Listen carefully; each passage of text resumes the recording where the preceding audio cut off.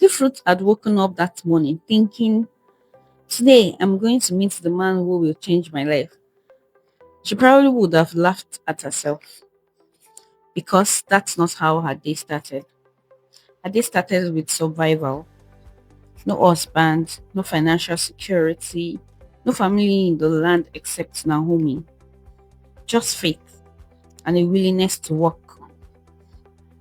The sun had barely risen over Bethlehem when Ruth tied her scarf, picked up a small basket, and stepped outside. Naomi watched her from the doorway. "Be careful out there," she said. Ruth smiled gently. "I will." Inside Naomi's heart, there was a mixture of emotions: gratitude for Ruth, concern for Ruth, and a quiet prayer that God would somehow take care of them.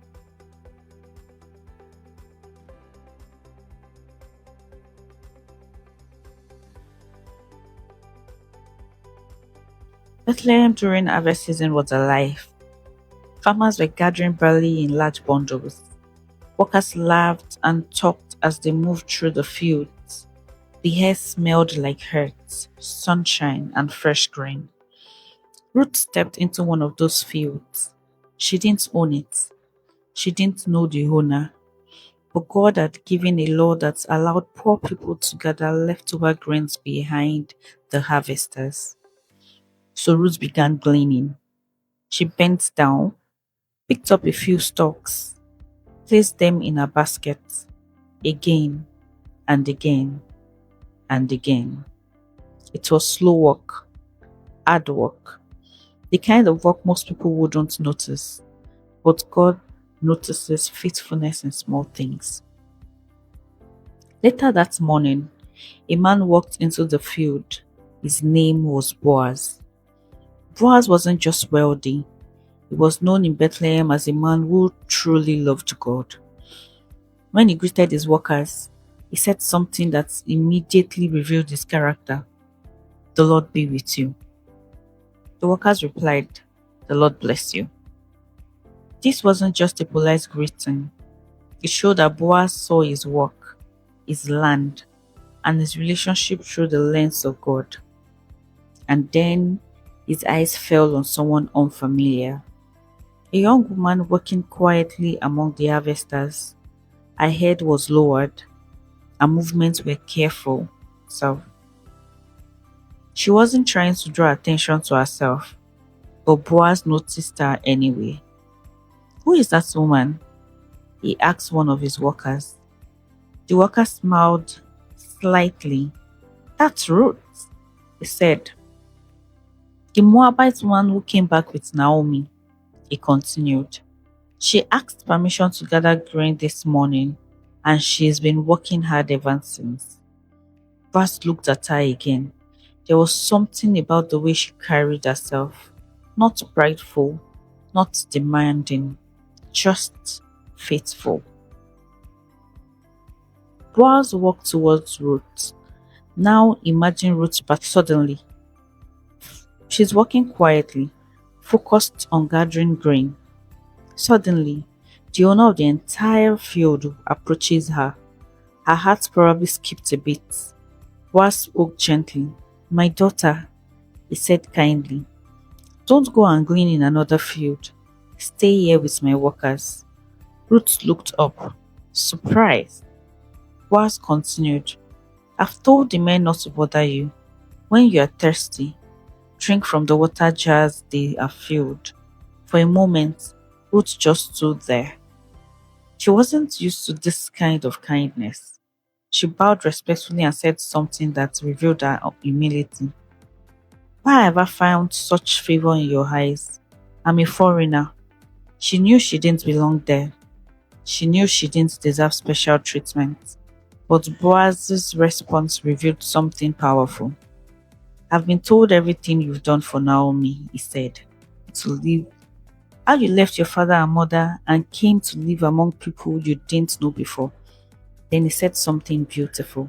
"Lord, may the Lord repay you for what you have done. May you be richly rewarded by the Lord, the God of Israel, under whose wings you have come to take refuge."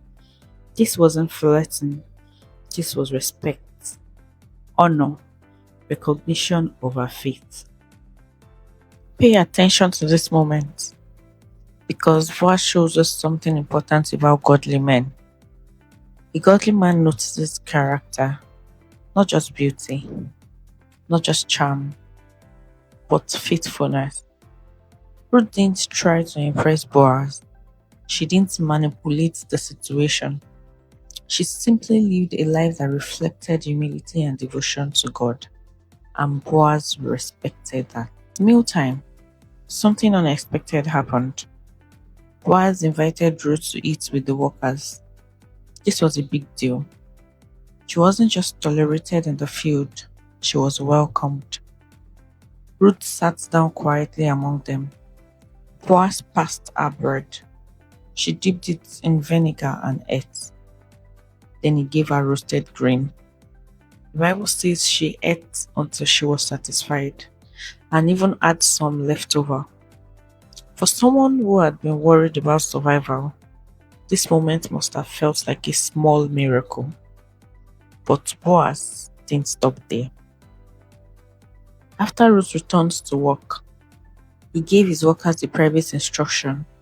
Let her gather even among the sheaves, he said, and don't embarrass her. Pull out some stalks for her from the bundles and leave them behind. In other words, Boaz made sure Ruth would go home with more than enough, not because she asked, not because she demanded, but because kindness flowed naturally from his heart. When Ruth returned home that evening, Naomi's eyes widened. The amount of grain Ruth carried was incredible. Where did you gather today? Naomi asked. Whose field did you work in? Ruth answered simply, the name of the man I worked with today is Boaz. Naomi froze. Her face changed. Then she smiled.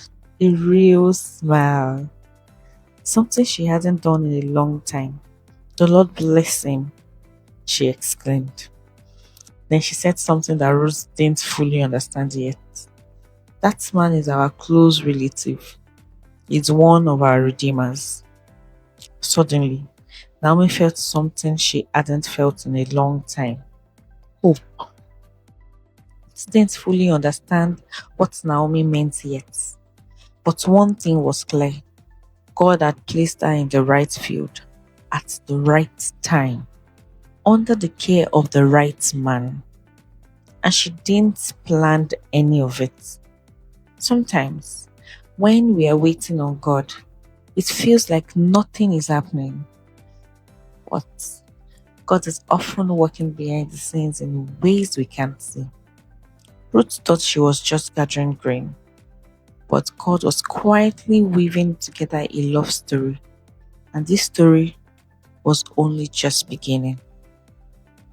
Hey sister, if this video blessed you today, don't keep it to yourself.